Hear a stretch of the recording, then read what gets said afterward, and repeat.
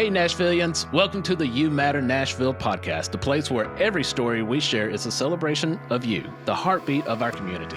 I'm Jason Hoover, delighted to be one half of your hosting duo. And I'm Mindy Hoover, joining you alongside Jason to bring you the stories of inspiring individuals and unsung heroes making a positive impact right here in our hometown. Every episode is about passions, dreams, and actions that stitch together the Middle Tennessee community. So if you're looking to get inspired by the good happening around us, or if you want to hear from the change makers who believe, just like us, that you matter, then hit that follow button on your favorite podcast platform. And if you are looking to make a move in the Middle Tennessee area, Mindy and I are real estate professionals and would be honored to serve you with excellence. Now, let's dive into another episode of You Matter Nashville.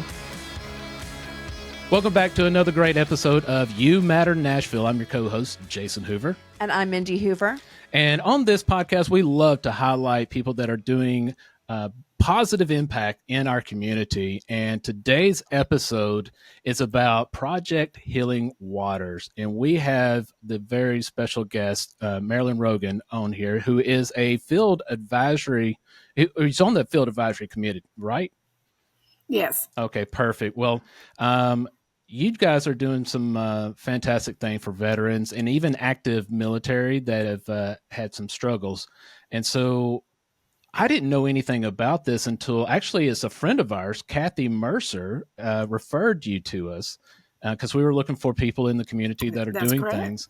And that's the whole reason of this podcast is that we want to shine a light. We want to bring awareness to things that you're doing, people like you that are doing great things, that are volunteering, pouring back into people. So Marilyn, thank you so very much for taking time to join us on this show today. Thank you for having me today. I'm always excited to talk about Project Healing Waters because for the past 15 years, it's been such a major part of what I do.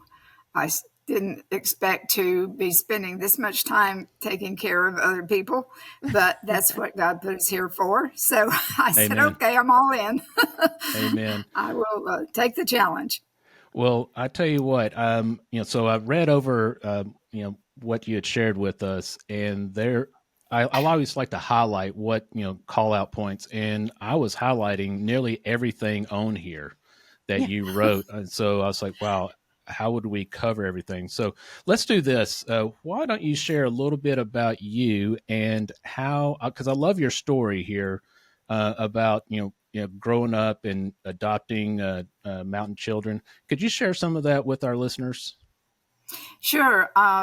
When I was in high school or just starting out in 8th grade, I had heard about a private Christian school up in the mountains of North Carolina. And I had asked my family if I could go, and they weren't sure they could afford the tuition. So I just said, well, there's got to be a way. And being pretty strong in the church, I went to the ladies group in the church and said, hey, I'd like to go here. Think I can get a scholarship? And so they thought about it and said, sure. So I started out my high school years in Glade Valley, which was a Christian boarding school for males and females. So when I graduated, I went on to college and things like that. But I think the basics of what I learned there was that to take care of other people, to share what you have, you share your talents, whatever they might be. You never know what they are. And so one of the things we would do is that we would help all of the mountain children. There were so many of them that didn't have the things that we had, no shoes, no food, things of that nature. So we would gather up supplies and things like that we would bring from home for Christmas and different occasions. And so the giving part of that was, it's just hard to relate how much that does for you as a person, giving to other people and helping them out and watching the excitement on the kids' faces whenever they get their Christmas box with some toys in it that they would have never even seen before, much less gotten shoes, socks, underwear, those things we take for granted. And they were just so thankful to get them. And so I guess that started me on I guess, my career of giving, if you want to call it that. I always have shared as much as I could. A lot of my family is that way. I have an uncle who worked at a hospital. I was used to going with him, and so he'd always take those mountain children when they'd come into Winston-Salem Baptist Hospital, and he'd say, well, we got this little kid here who's never had shoes. He's 13. Wow. So we'd take him things at Christmas time. So that's kind of what got me on this road, I guess. It's hard to say what all did because there was a lot of factors there. Right. And I think of like stories like Dolly, and different people up in the mountains that people just don't realize the poverty level that is still going on in that area of Right. Eastern Kentucky and the Carolinas and up in the mountains.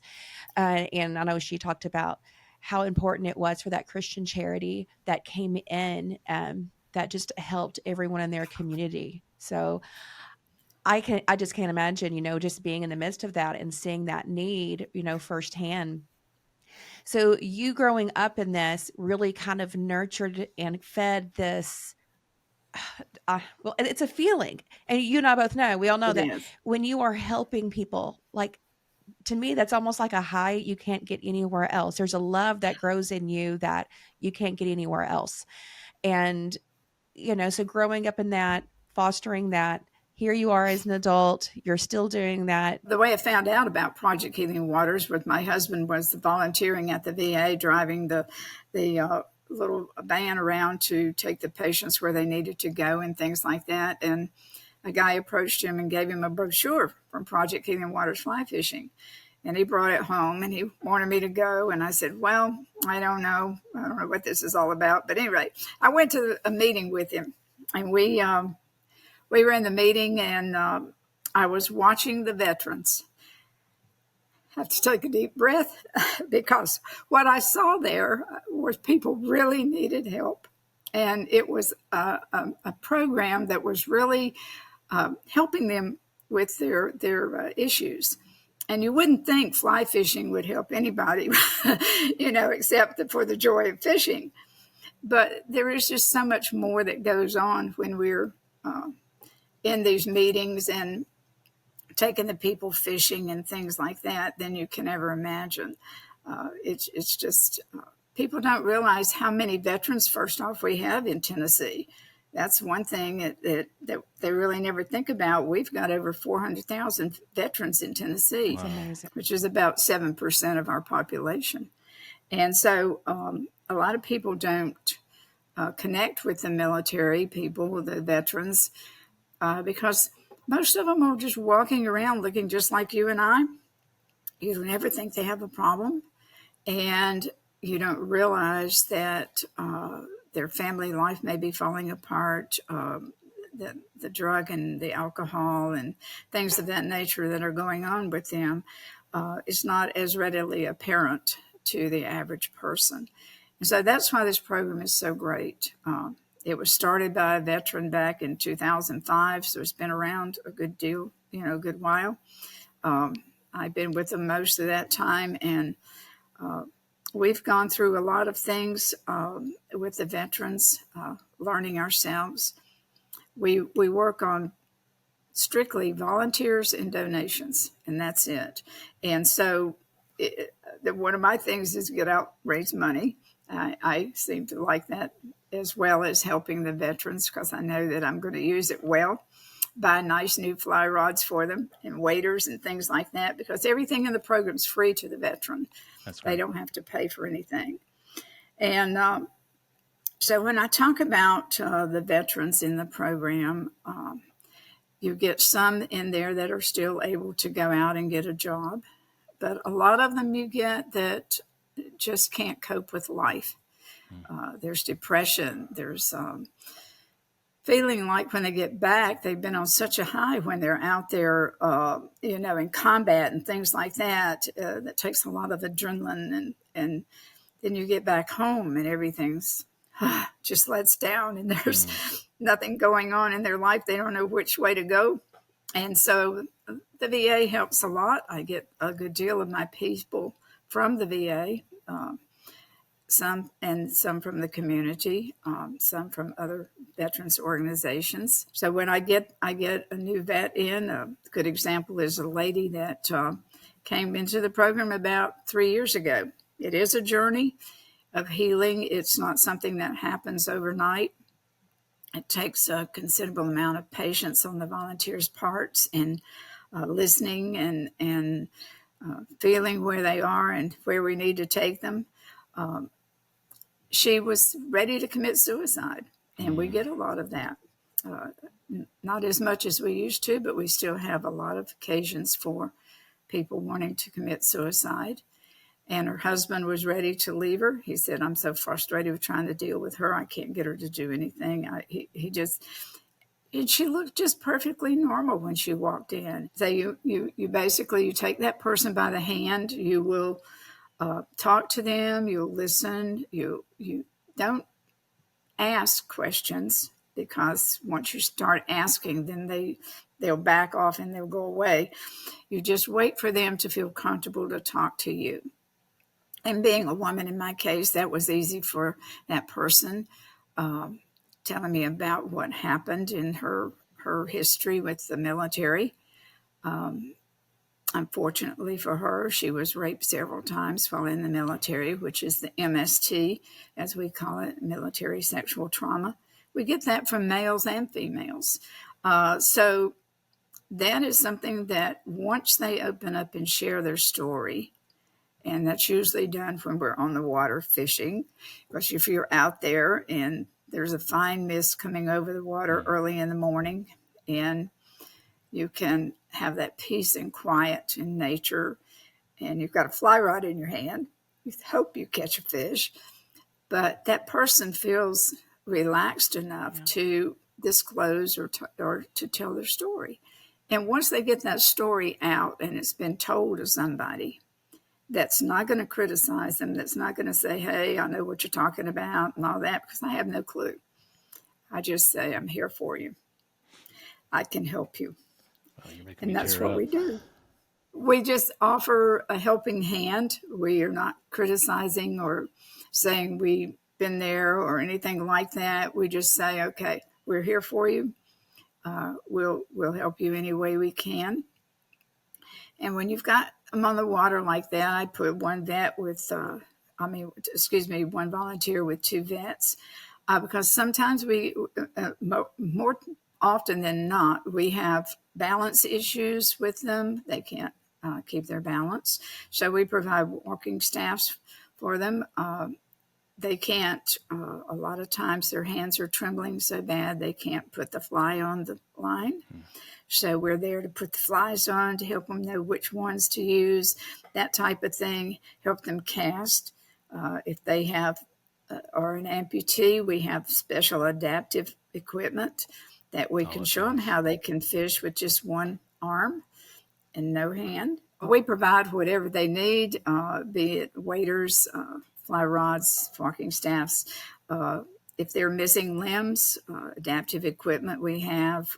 We've got probably one of our best fishermen up north in our program who has learned to fish with no hand, and he just is excited about how he can do that. Wow. We're going to get him to teach us some of the rest of us so we can show our group. But all That's of amazing, these things are what... Sorry, I didn't mean to cut you off. That is amazing that you can do it especially with fly fishing, because we always think, you have to have 2 hands to fly fish. Yeah. Right. Because you've got to strip the line with one and hold the rod with the other normally. So it's amazing what they can do. And that gives them the encouragement to go ahead and live life. Once they come out of that, a lot, the lady, for example, I said, has been in the program 3 years, because we don't kick them out. They can leave whenever they like, but as long as they want to stay in the program. I've got one guy who's been in the program as long as I've been in the program, 15 years, and he'll tell you, he says, "If I leave the program," he said, "I feel I'm lost." Oh. It's created family for him in that sense. Yes. And it's just been a blessing for so many of these vets, and that as a nation, we're finally starting to talk about mental health and Thank goodness. yeah, and mental health, concerning our vets because, here they go, they sacrifice, their livelihoods, everything. And, and they come back wounded, broken, and A lot of the wounds is mental. You can't even see. right. Exactly. It is hard for them to deal with, and it depends on whether they're a combat veteran or they're one that is a support team. A lot of people think that those people, everybody went to combat and everybody, has all of this War PTSD stories. and all of Yeah. this. We still have PTSD with those that didn't go in combat, those that were cooks or administrative type people and things like that, because they're still there. They're still experiencing the trauma of seeing somebody that they sent out to do a job out here in Afghanistan or someplace, and that person didn't come back. Yeah. I mean, that's still traumatic. Mm-hmm. And so those people, they have problems as well, even though it wasn't a combat issue. I have one gentleman in the program that was a sniper, and he was in a bell tower and having to shoot people. And you think that it's something like you see in the movies, but this is real life for these guys.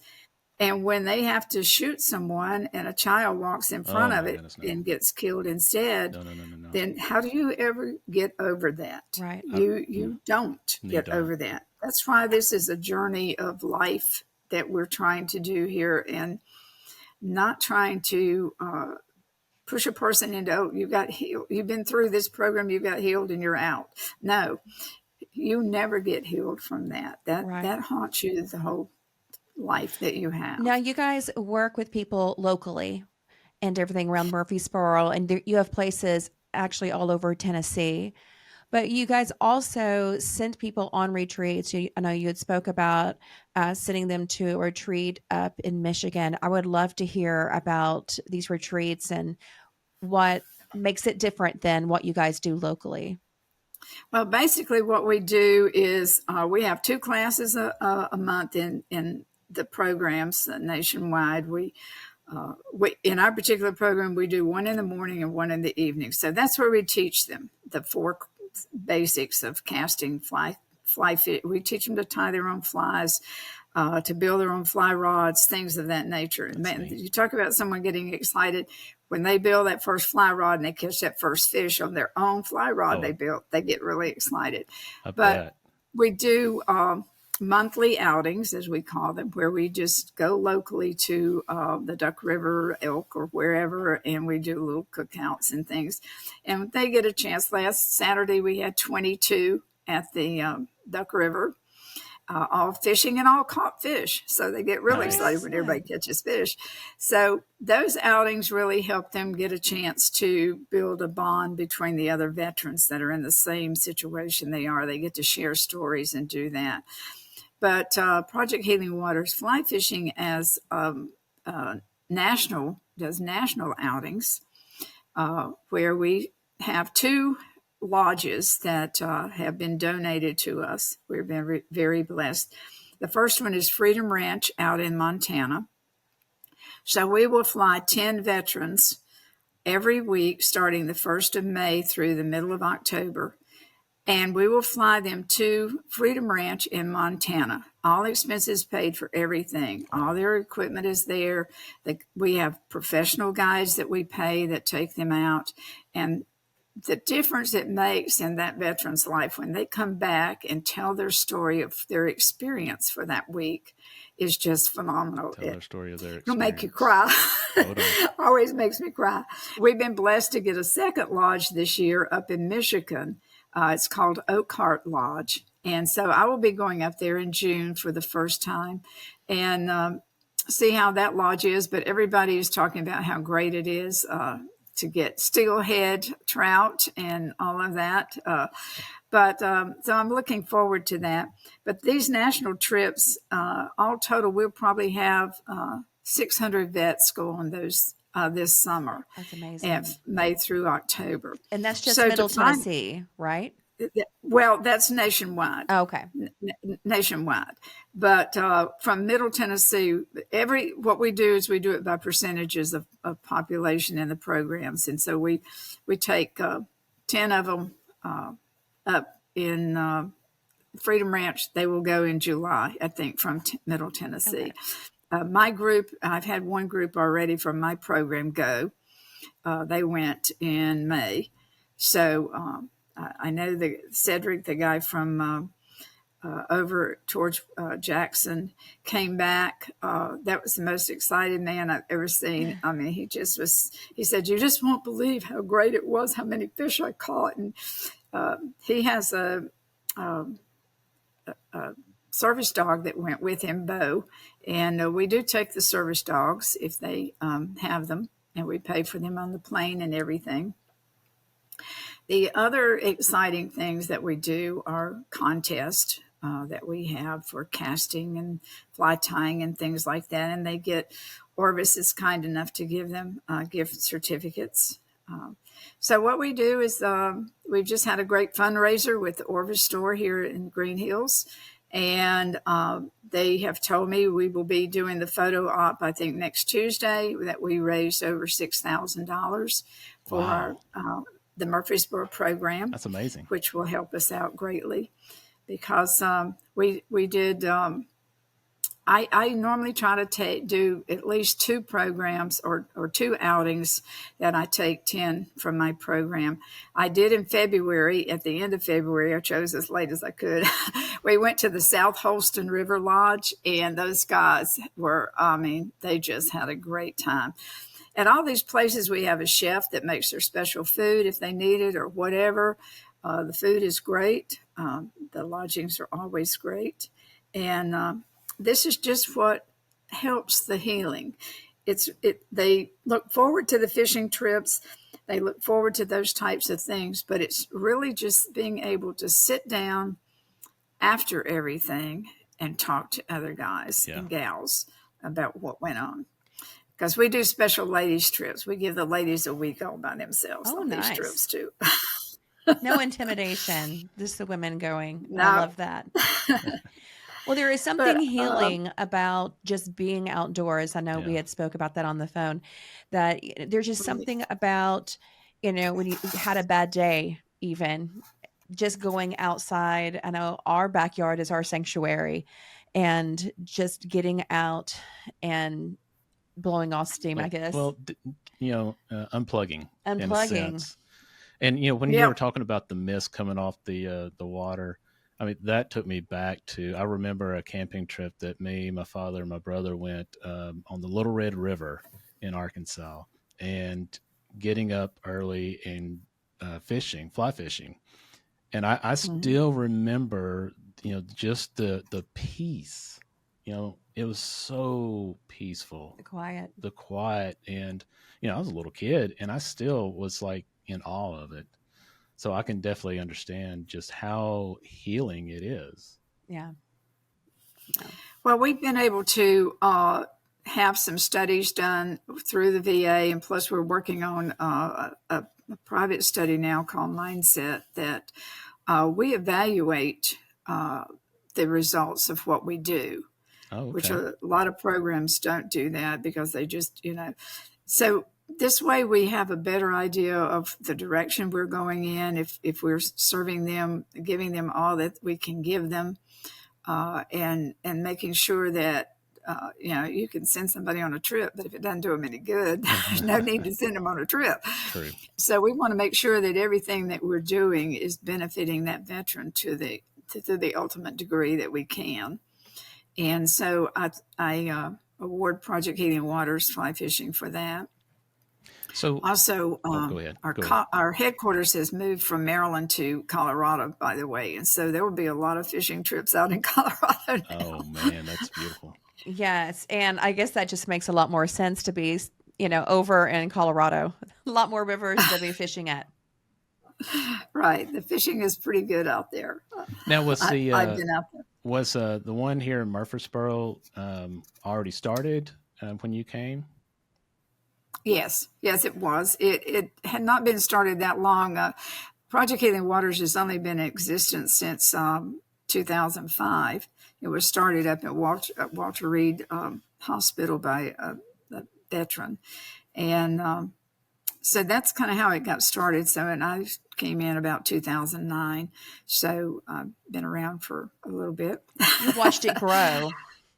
Yes, and watched it grow and helped him as much as we can. We have 8 programs here in Tennessee. We have Johnson City, Knoxville, Chattanooga, Murfreesboro, Nashville, and Clarksville, and Memphis.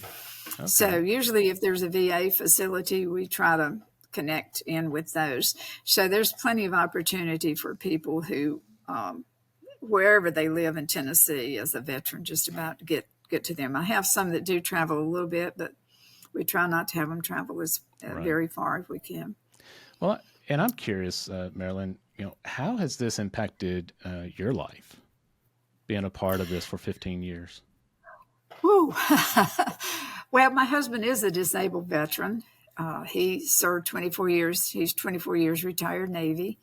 And even though he was on a ship, the traumas that he went through, I never thought of it really having an effect on him. I mean, I heard him tell me that when the ship rolled almost as far as it could roll before going completely under in a typhoon, that would make a difference. But, you stop to think about it, that is pretty traumatic. I think the most serious thing, though, is his 3 tours in Vietnam. Even though he was on a ship, he was only 100 yards offshore. And he was in charge of what they call fire control, which meant that he actually shot the guns that went in, and those big guns, and they would blow up people. And so you wouldn't think that would matter because he couldn't see it, but he knew in his mind, he could visualize that it was blowing up women and children, like families he was leaving at home. And so that's the type of thing that haunts him the most, I think. We can't imagine the, processing that over the years, because it, like you said earlier, it doesn't go away. Right. And he's 81 now and getting at the end of the Vietnam age. And so he still talks about it. Yeah. That's why we have these meetings, and we give them plenty of time to talk about things with each other, not so much with us as volunteers, because like myself, I've never been to combat or anything, so I don't have that. But some of my volunteers are veterans, but a lot of them aren't. They're just good fly fishermen, so they want to share that. My volunteers are great people. They feel for these people in their hearts. So that's what I look for first. If your heart's right, then you can volunteer. If you can't fly fish, I'll teach you. But most of ours are good fly fishermen, and excellent. We get good support from Middle Tennessee fly fishers in Nashville, for example. They send us guides when we're doing these outings. Usually I do every year a big event called the Caney Fork outing. Been doing that for 15 years. And I will get Nashville and Murfreesboro together, and we will camp out all weekend. I usually have somewhere around 75 to 80. Oh, that's nice. A lot to cook for all weekend. Everything is free to them. The Corps of Engineers gives me the campground at Long Branch free for the vets, which we greatly appreciate. Our community helps us a lot. Can't say enough about our community and how much it helps. People donate the food for the event, and people donate the campsites and everything, and the people come up. We have a program for them. We have a fish fry on Saturday night, and all the meals are prepared, and great cooks. They've been volunteering for, who knows, all 15 years, some of them. But it is exciting to be able to help people the way that this program helps people. The veterans are good people. They're just really great people to know. The military has a responsibility, and this is the way they're trained. They feel they have a responsibility for everything that's in their lives, and so they want to be responsible. That's not something that they want to give up when they get back. Right. How could our listeners help support or get involved? Well, we're always looking for good volunteers, especially if they can fly fish, tie flies, or whatever. I mean, we have a few administrative things they can do if somebody's good on a computer. That's one way. Of course, donations. We're always looking for donations, be they small or large. It doesn't matter. If they have lakes and ponds or anything that different that we could go fish in, we don't mind fishing in ponds. We fish for bass. We can fish for anything with the fly rod. Let me tell you, I fished saltwater, whatever. Saltwater, really? Yeah. Oh, yeah. I've taken the group. I took. It's a long ride to Marathon, Florida on a bus, but I took 50 of them down on a bus trip. Somebody donated the transportation, and I have a fellow down there that set it up for the food and lodging. Took them to Marathon, Florida, and we fished went deep sea fishing in boats and caught sharks and all kind of things. That was quite an experience.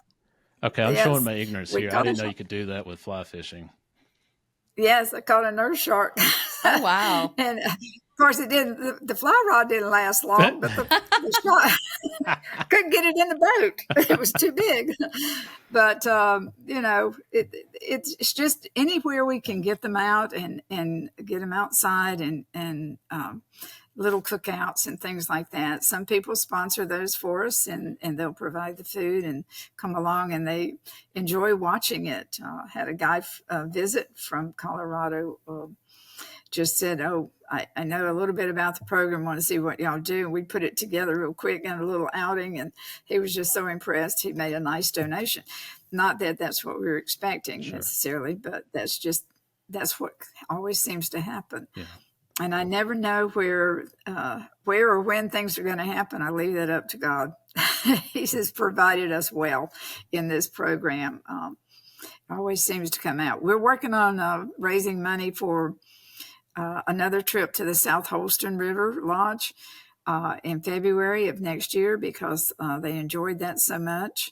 And next year, one of our big outings will be the Caney Fork outing, which if we can raise the money, it normally takes me somewhere around $10,000 to feed and everything if I'm going to do a lot of fancy little stuff for them.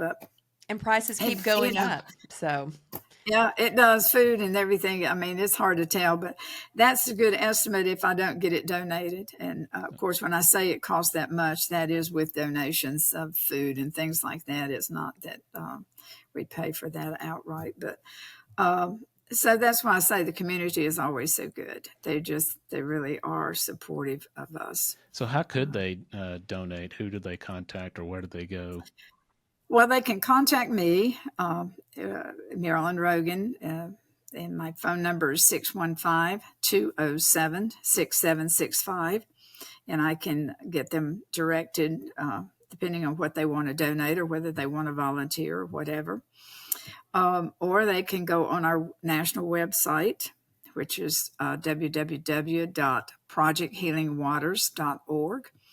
And there's little buttons they can click on to donate there. Of course, if they're wanting to volunteer, they can contact me here. If they live in any of these areas where we have programs, they can still contact me because I can get them directed to any program in the state. Because I've done everything in this whole organization from one time or another. I basically retired from being program lead this year to move up to the corporate level a little bit and help them out. But so I know almost everybody, can get them wherever they need to go. One-stop shop. One-stop shop, right. Then they don't have to worry about a whole lot of numbers or anything else. And I'm always welcome people because this will probably be the most rewarding thing you've ever done if you do it with your heart right. That's for sure. Amen to that. Marilyn, I just want to say I just thoroughly enjoyed having you here today yes. and talking to us about Healing Waters. I have really loved hearing about the one-on-one working with vets, just creating a healing atmosphere for them. Yeah. And we just can't talk enough about the importance of healing and mental health, especially with our nation's vet. So thank you so much for everything that you are doing and being a part of this organization for as long as you have. Yeah, and just the impact that you've been making. I mean, selfishly, that you've been doing for all these years. Because everybody knows a vet. Even my dad was he served over in Okinawa. Was one of the main places that he was stationed at. And he was in the Air Force. He recently passed away last Christmas Eve. So we had, at his funeral, they came and presented my mom with the flag and everything. I'm starting to choke up. And just that honor, that you see that they honor your vets, it's amazing. So you sharing, how they always give back and support the veterans really was touching to me. And I thank you so much. There are so many people out there that need that help, that don't even know where to turn. And I am appreciative of people like you that are making a difference. And, when you're talking about that one lady contemplating suicide, yeah, I started tearing up, because suicide is it, to know somebody gets into such a dark place that they see no way out, but someone like you in this program comes along and saves them. To me, that's the love of God. That's what living is about. It's not about the stuff, it's about the impact that we make. We're here, we love, and we need to embrace more people. So thank you so much, Marilyn. It's been an honor to have you on. Oh, well, I appreciate that very much. I appreciate the opportunity to share our program.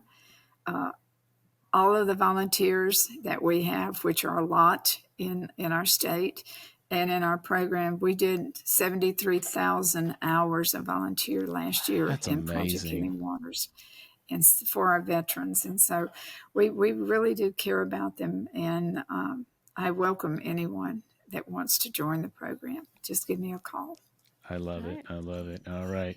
Well, thank you, everybody, for tuning in and listening. If you want more information, or you want to donate or volunteer, or you just want to talk to this lovely lady, Marilyn, give her a call at 615-207-6765. She also has an email address, marilyn.rogan at projecthealingwaters.org. O-R-G. We'll definitely put that in the show notes for everybody. You can also visit the main website, which is projecthealingwaters.org. But thank you again, everybody, for listening and tuning in. Always a pleasure to have people on like Marilyn. And if you know anybody that's making an impact in our community, please let us know. We definitely want to invite them on the show and hear their story, and just share with the community of what they are doing and how they're making our community even better. That positive impact. We can't get enough of that. And just remember that everybody here matters. You matter. I matter. We all matter. Thank you all for listening. Until next time, friends. And that brings us to the end of another episode of You Matter Nashville. We hope today's show has left you feeling as uplifted and inspired as we are. Remember, the spirit of Nashville lives in all of us, and every small act of kindness echoes throughout the community. A huge thank you for listening and even being a part of our You Matter community. If you love this episode, please share with friends and leave us a 5-star review. It helps us reach more listeners and spread the love. And if you know anyone that is looking to make a move to Middle Tennessee area, we are real estate professionals known as the Hoover Team, and we would be honored to serve them with excellence. Until next time, keep making a difference, Nashville. You matter more than you know.